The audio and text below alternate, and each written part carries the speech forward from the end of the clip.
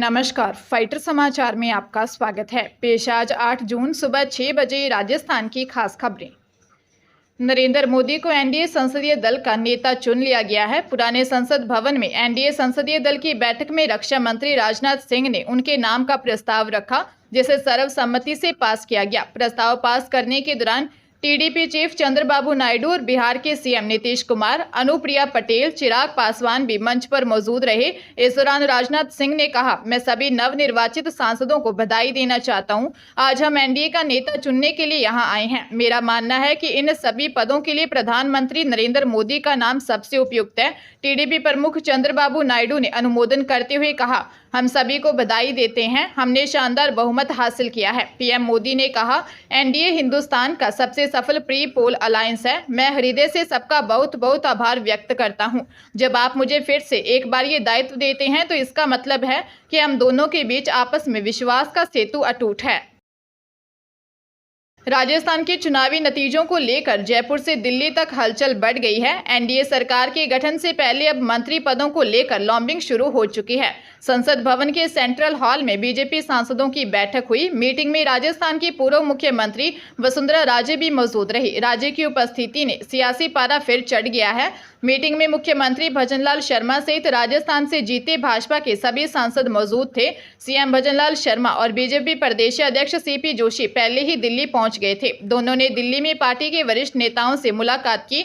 लोकसभा चुनावों में कमजोर प्रदर्शन को लेकर भी हाईकमान के नेताओं के साथ 1-to-1 बातचीत की गई। दिल्ली पहुंचने के बाद सीएम भजनलाल शर्मा, सीपी जोशी और सह प्रभारी विजय राहटकर से जोधपुर हाउस भी लंबी चर्चा की। भारतीय राष्ट्रीय छात्र संगठन एनएसयूआई के शीर्ष नेतृत्व के निर्देश अनुसार राजस्थान में प्रदेश एनएसयूआई की सभी कार्यकारिणियों को भंग कर दिया गया है। प्रदेश कार्यकारिणी, सभी जिला और विश्वविद्यालय इकाई, संगठक, कॉलेज और ब्लॉक कार्यकारिणी को भंग कर दिया गया है। एनएसयूआई के राजस्थान प्रदेश अध्यक्ष विनोद जाखड़ की ओर से सभी कार्यकारिणी भंग करने का आदेश जारी किया गया है। राजस्थान एनएसयूआई में फिर से नई यूनिटें बनाई जाएंगी। विनोद जाखड़ ने बताया कि राजस्थान एनएसयूआई की स्टेट कमेटी, जिले की कमेटी, ब्लॉक कमेटी, प्रत्येक विश्वविद्यालय और कॉलेज की कमेटी को भंग किया गया है।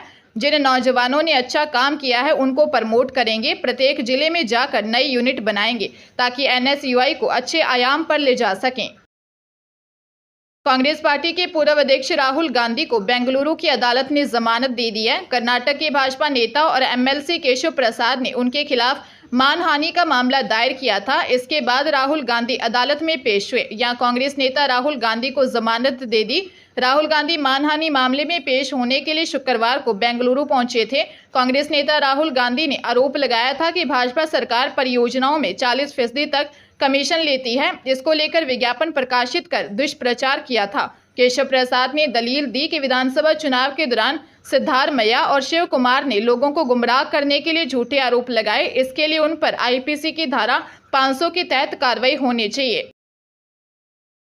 कांग्रेस के महासचिव सचिन पायलट ने कहा कि लोकसभा चुनाव परिणाम का शुद्ध रूप से आंकलन करेंगे तो उसमें यह वोट सरकार के खिलाफ पड़े हैं। 400 पार का दावा करने वाली एनडीए 200 कुछ पर आकर अटक गई। किसी भी दल को स्पष्ट बहुमत नहीं मिला है। यह परिणाम सरकार के विरोध में आए हैं। कांग्रेस ने देश में अच्छा प्रदर्शन किया, उन्हें इसका फायदा मिला है। पायलट जयपुर से जालोर जाते समय अजमेर हाईवे पर रुके थे। इस दौरान उन्होंने कहा कि सबसे बड़ा देश में चिंता का विषय है कि अप्रत्याशी बेरोजगारी और दूसरा खाई बड़ी अमीर गरीब की जो नीति निर्माण हुआ है वह आर्थिक दृष्टि से सिर्फ चंद लोगों को फायदा पहुंचाने के लिए काम सरकार ने किया। उन्होंने कहा कि अधिकांश भारतवर्ष के लोग महंगाई और बेरोजगारी से जूझ रहे हैं। जो परिणाम आज आए हैं, संख्या बल किसका है, गठबंधन सरकार किसकी बनती है, यह बात की बात है। लेकिन शुद्ध रूप से परिणाम का आंकलन करेंगे तो उसमें यह वोट सरकार के खिलाफ पड़ा है। एनटीए ने 4 जून 2024 को नीट परीक्षा का परिणाम जारी कर दिया है। हालांकि परीक्षा में हुई तथाकथित गड़बड़ियों को लेकर सोशल मीडिया पर छात्रों का गुस्सा लगातार देखने को मिल रहा है। इधर कांग्रेस महासचिव प्रियंका गांधी वाड्रा ने इस पूरे मामले पर प्रतिक्रिया दी है।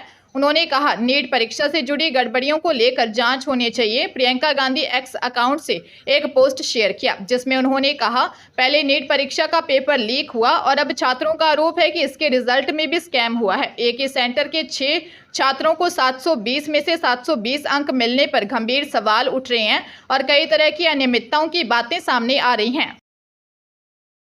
राजधानी जयपुर में नाबालिग का अपहरण कर दुष्कर्म करने वाले अभियुक्त शाहरुख कुरैशी सहित अपराध में सहयोग करने वाले अन्य अभियुक्तों करतार व शिवराज को पोक्सो मामलों की विशेष कोर्ट ने आजीवन कारावास की सजा सुनाई है।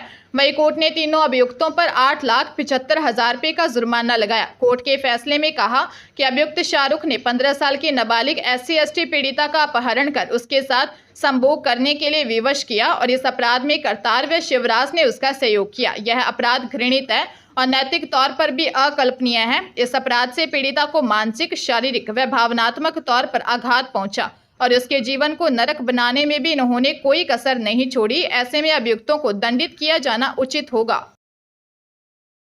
भारतीय रिजर्व बैंक ने अपनी जून मौद्रिक नीति में लगातार 8वीं बार रेपो रेट को 6.5% पर स्थिर रखा है।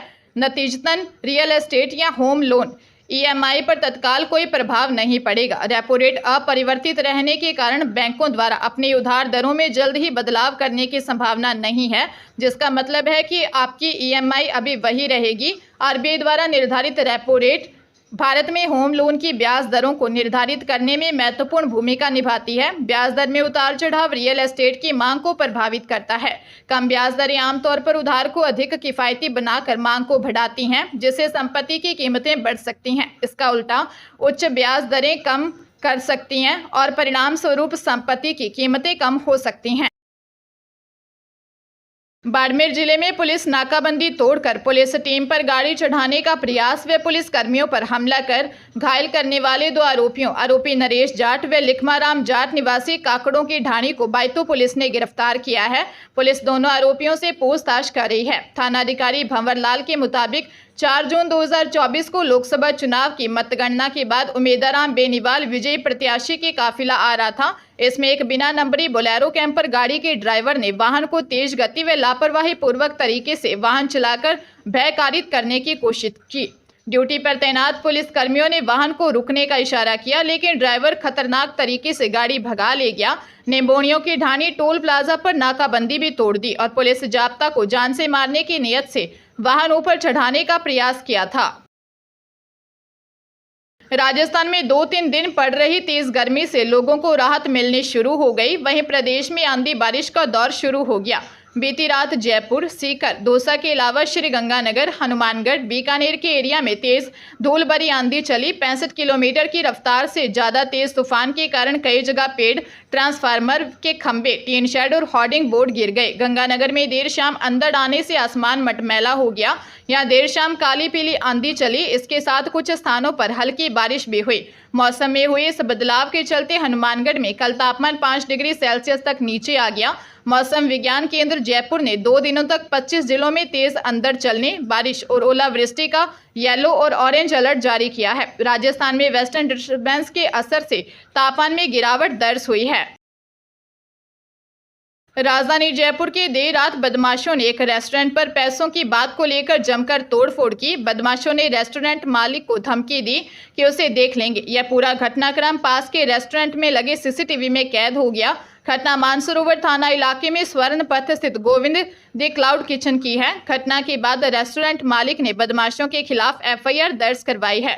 गोविंद द क्लाउड किचन के मालिक BN माथुर ने बताया, अनिल खीचड़ के पिछले कुछ समय से 500 रुपये बकाया चल रहे थे। इस पर उसे रेस्टोरेंट के सिस्टम से मैसेज किया। इस पर अनिल खीचड़ अपने कुछ साथियों के साथ रेस्टोरेंट पर आया, गाली गलौज करने लगा। रेस्टोरेंट के बाहर गुंडागर्दी करने लगे और रेस्टोरेंट पर लगे कैमरे और गोविंद द क्लाउड किचन के बोर्ड को भी तोड़ दिया। वही धमकी दी कि अब उन्हें 5 लाख रुपए देने होंगे, नहीं तो वह रेस्टोरेंट नहीं चला सकेंगे। पुलिस मामले की जांच कर रही है।